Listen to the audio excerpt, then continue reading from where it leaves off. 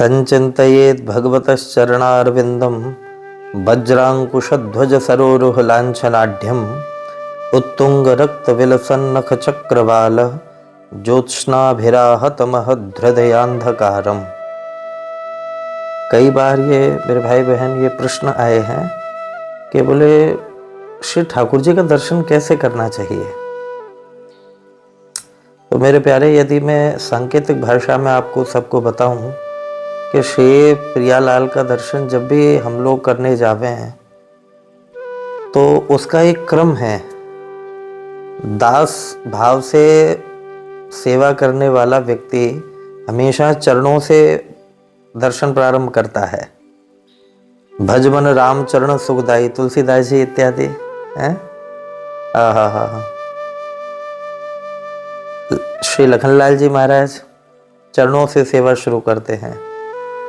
अन्य कई महापुरुष हुए हैं जो दास भाव से सेवा करी है। एक बात, गोपियां जब भी कन्हैया का दर्शन प्रारंभ करती हैं तो वो हमेशा मुख से ही प्रारंभ करती हैं।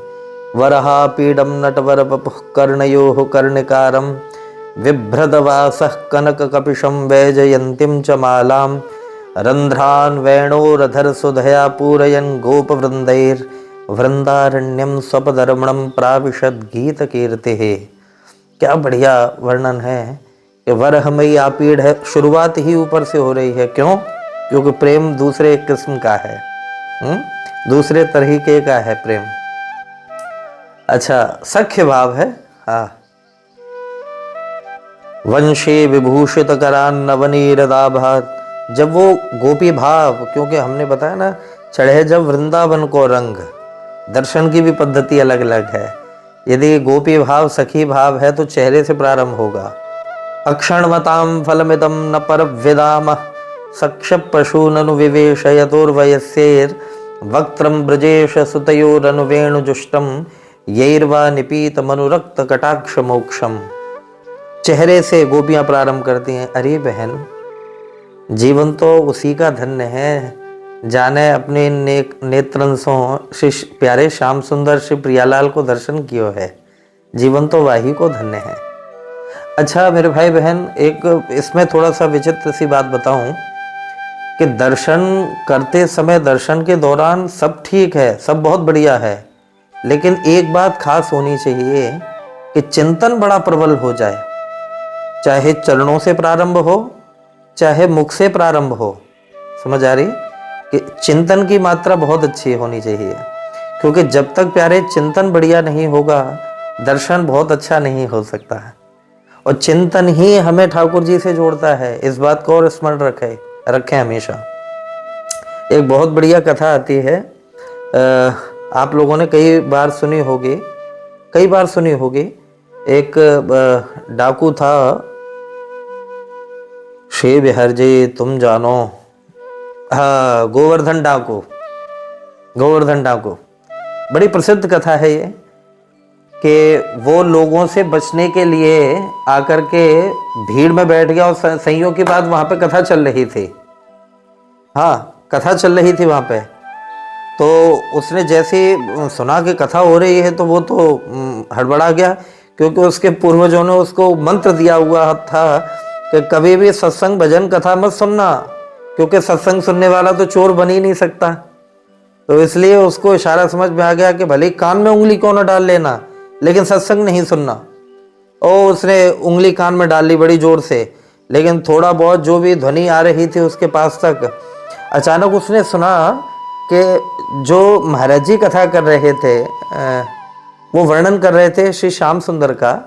और कथा में वर्णन करते समय उन्होंने एक बात कही कि स्वर्ण जड़ित मुकुट है मणियों से, और ऐसी विशेष प्रकार के अमूल्य निधि की माला धारण करे हुए हैं श्री ठाकुर जी। कीमती कीमती वस्त्र हैं, हीरे जवाहरात के कड़ूले हैं बढ़िया बढ़िया हैं। ध्वांतागारे धृतमणिगणम स्वांगमर्थ प्रदीपम। वो स्थिति, इतने कीमती कीमती प्रभु जो है आभूषण धारण करे हुए हैं। अब महाराज उसने कान से उंगली ढीली करी कि ये तो हमारे पंथ का आदमी है भैया, कोई इससे तो हमारी बात बन सकती है कि अगर एक बार हाथ मार दिया इस पे तो जीवन धन्य हो जाएगा, बैठे बैठे खाएंगे जिंदगी भर। अब महाराज उसने कान से उंगली हटाई और वो तो कृष्ण के बारे में ही सुनते रहे। ज्यों ही कथा पूरी हुई तो सीधे जाकर के महाराज जी के पास ही वो व्यास जी के पास पहुंच गया कि बताओ कहाँ मिलेगा वो। तो बोले कौन? कि जिनकी अभी आप कथा कर रहे थे कि जो सोने चांदी के आभूषण धारण करे हुए है और हीरे जवाहरत के कड़ूले धारण करे हुए है, वो इतना सोना चांदी और इतने आभूषण धारण करने वाला कहाँ मिलेगा? मैं गोवर्धन डाकू हूं, मैं लूटूंगा उसको जा करके। जब ये बात सज्जनों कही तो पूज्य महाराज श्री समझ गए, वो इस पे कृपा हो गई, ठाकुर जी की निश्चित कृपा हो गई। नहीं तो ऐसा मन में ख्याल, ऐसा चिंतन आना ही बड़ा मुश्किल है। याद रखना, कहते हैं ना, चिंतनम आशु मुक्त्वा, सांसारिक चिंतन छोड़ करके जो भगवदी चिंतन करता है, संचिंतयेत भगवतश् चरणारविंदम, ये इसमें भी श्री प्रियालाल की बहुत बड़ी कृपा है, बहुत ही बड़ी कृपा। वो समझ गए कि इस पर कृपा हो गई। भले ही डाकू है तो उन्होंने कहा कि वो यहाँ तो मिलेगा नहीं, वो तो वृंदावन में मिलेगा। कि वृंदावन? कि हाँ, कि तो मैं लूटने जाऊंगा। तो उन्होंने कहा कि अरे बड़े आए लूटने वाले, उसको तो लूटने वाले मर गए लेकिन वो किसी से नहीं लूटता। कि बोले मेरा नाम गोवर्धन डाकू है, मैं लूट के ही रहूंगा उसको। क्या बात कर दी आपने? बोले अरे भैया वो सब ठीक है लेकिन वो भी कम दबंग नहीं है, वो भी बड़ा जिद्दी स्वभाव का है, वो ऐसे नहीं लूट सकते उसको। तो बोले उसने, गोवर्धन डाकू ने कहा, बोले मैं कसम खाता हूं आपके सामने कि जब तक उसको लूटूंगा नहीं मैं अन्न जल नहीं ग्रहण करूंगा। कसम ले ली उसने, प्रतिज्ञाबद्ध हो गया वो कि जब तक मैं उसको लूटूंगा नहीं अन्न जल ग्रहण नहीं करूंगा। अब महाराज जैसे ये बात लगी, गोवर्धन डाकू वहां से चला कि मैं वृंदावन जाकर के लूट करके आऊंगा उसको। तो पीछे व्यास जी ने, उन महाराज जी ने आवाज लगाई, सुनो, वो यदि हथियार से और तुम्हारे बल से न लुटे तो हमारे पास एक उसको लूटने की विधा है, हमारे पास एक बहुत बड़ी कला है जिससे वो लुट जाता है। तो क्या है बताओ ना जल्दी। बोले थोड़ा सा माखन मिश्री थोड़ा सा माखन मिश्री रख ले जाना उसके लिए। अगर वो हथियार से नहीं लुटा, हाँ, इन धारदार चाकू इत्यादियों से अगर वो नहीं लुटा तो आप विश्वास मानना गोवर्धन भैया, वो माखन मिश्री से लुट जाएगा अगर तुमने उसको प्यार से पवा दिया तो। अच्छा, मन में बात आ गई। अब तो महाराज क्योंकि कथा में सुन लिया था तो चिंतन ऐसा बैठ गया। बात वही, हम लोग दुनियादारी के लिए चिंता करते हैं लेकिन प्यारे, चिंता ऐसी डाकनी जो भीतर भीतर खाए। क्या बढ़िया बात कही है। चिंता ऐसी डाकनी जो भीतर भीतर खाए और वैद्य बेचारा क्या करे, कब तक दवा पिलाए हैं? इसीलिए ना देवर्षि नारद जी ने कहा, वृथा खेद ये से बाले अहो चिंता तुरा कथम श्री कृष्ण चरणाम भोज स्मर दुखम गमिष्यते। कितना बढ़िया बात कह दी। बोले अगर दुख को दूर भगाना है तो श्री कृष्ण के चरणों का ध्यान करो माता। और वो यहाँ पर डाकू करने लग गया उसी चिंतन को। उसके चिंतन में भले ही देखो, कामात द्वेषात भयात स्नेहात यथा भक्तेश्वरे मन, किसी भी प्रकार से हो चिंतन तो चिंतन होता है ना, चाहे काम भाव से हो, द्वेष भाव से। यहाँ लोभ भाव से चिंतन प्रारंभ हो गया। लोभ भाव से सोचता हुआ चला रहा, मैं लूटूंगा, मैं पैसे वाला हो जाऊंगा, हीरे जवाहरात, लेकिन बड़ा सुंदर बताते हैं, ऐसा है वैसा है। उसके दिमाग में वो छवि चल रही। अब वृंदावन आया तो वृंदावन आकर के ढूंढने लगा पुराना वो समय वृंदावन का। बस चंद छोटा सा जंगल, थोड़े बहुत खेत खलिहान जहाँ लोग ग्वाल बाल जो है, कुछ लोग गाय चरा रहे थे, कुछ अपने क्रियाकलाप कर रहे थे, दैनिक दिनचर्या लोग। अब वो दिन भर जो है घूमता रहा। उसने कहा कि भाई, एक ग्वारिया से पूछा, गैया चराने वाला, अरे भैया एक बात बताओ, ये वो कृष्ण कहाँ मिलेगा जिसने बहुत सारे गहने आभूषण धारण कर रखे होते, जो वंशी बजाता है यहाँ वृंदावन में, गैया चराता है।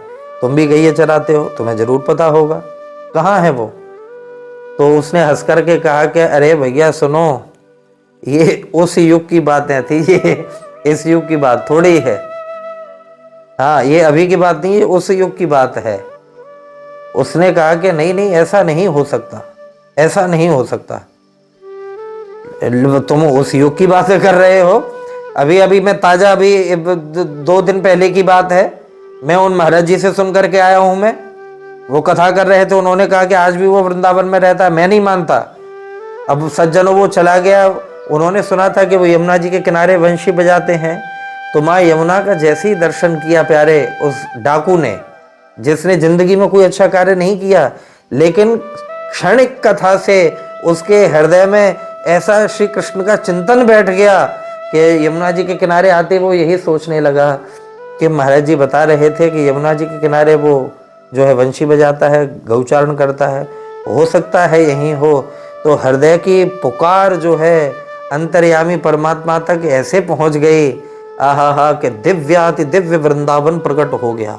वही वृंदावन, हृष्ट पुष्ट तंदुरुस्त ग्वाल वाले प्रकट हो गए, वही सुंदर स्वस्थ गौ माता प्रकट हो गई। और उन ग्वाल मंडलियों के मध्य आहा हा हा, विभ्रद वेणुम जठर पटयो शंग वेत्रे च कक्षे वामे पाड़ो मृषण कवलम तत्फलान्यंगुलेषु तिष्ठन मध्ये सबरि सुहृदो हास्य नर्म विस्वये स्वर्गे लोके मिशति बुभुजे यज्ञ भुग बाल केले। वही लीला इर्द गिर्द चलने लग गए। देखते ही गोवर्धन ठाकुर पहचान, अरे ये रहा, मिल गया, मिल गया। आया और आकर के उसने चाकू निकाल करके मारा, धारदार चाकू, कहा कि ए तू ही कृष्ण है? तो श्री कृष्ण हंसते हुए कहते हैं कि हाँ भैया, मैं ही कन्हैया हूं, मैं ही कृष्ण हूं। चलिए उतार फटाफट ये सारे गहने आभूषण उतार। तो उसने कहा कि, डाकू ने जब ये कहा तो कन्हैया ने कहा कि क्यों क्यों उतारूं मैं? बोले मैं डाकू हूं इसलिए। कि तू डाकू है क्या? अरे क्या तूने मेरा नाम नहीं सुना? लोग थर्राते हैं मेरे नाम से।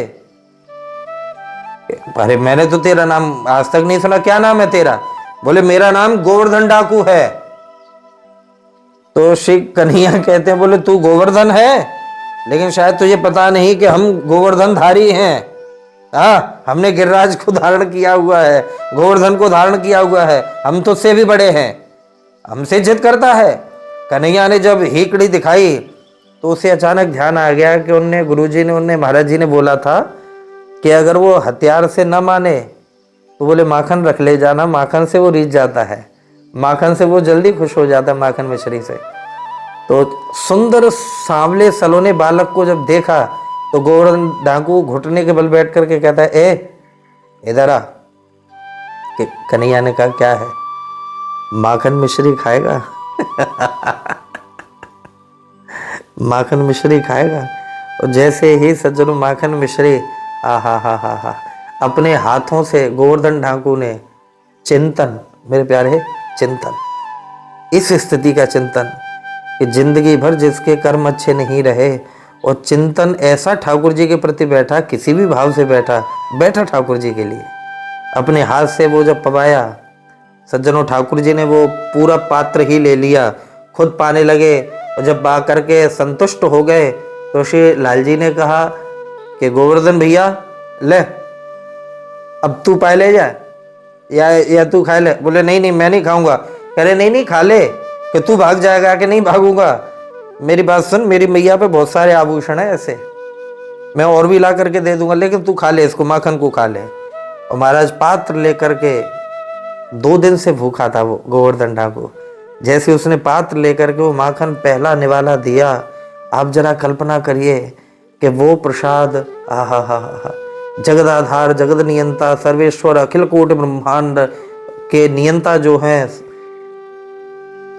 आहा, योगेश्वर की प्रसादी, जिनकी उच्चिष्ट प्रसादी के लिए बड़े बड़े दिग्गज महापुरुष तरफ से है, वो उनकी अधरामृत की उच्चिष्ट प्रसादी जो है वो डकैत पा रहा है, वो डाकू पा रहा है। जैसे ही वो प्रसादी अंतःकरण में उतरी, अंदर गले से नीचे उतरी, मारा क्षण मात्र में ही सारे कुकृत समाप्त हो गए, सारे पाप समाप्त हो गए, उसके दिव्य चेतना जागृत हो गई।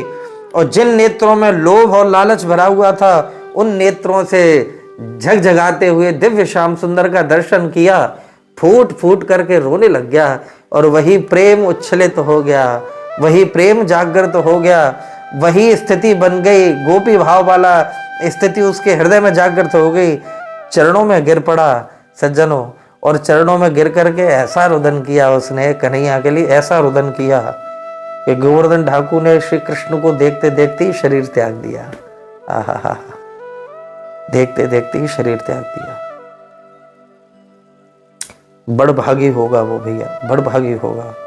तो बात समझे आप हमारी कि दर्शन कैसा, चिंतन बड़ा प्रबल होना चाहिए।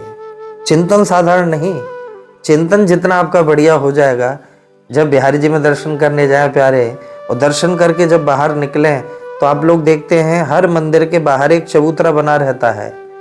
क्यों? बोले वहां भले क्षण मात्र के लिए बैठो, बिहारी जी से या किसी भी देव स्थान से निकल करके आप, तो वहां बैठ करके फिर अंदर के जो अंतःपुर में जिन शिव विग्रह का दर्शन किया उनका क्षण मात्र के लिए ही सही, लेकिन संपूर्ण ध्यान करना चाहिए। अपनी अपनी विधा है ध्यान करने की। तो चिंतन के माध्यम से सर्वश्रेष्ठ दर्शन किया जा सकता है, सर्वश्रेष्ठ दर्शन पाया जा सकता है। प्यारे, विषय को लंबा ना करते हुए आप सब लोग इस भाव का आनंद लें और खूब श्री प्रियालाल का भजन करें। जय राधे।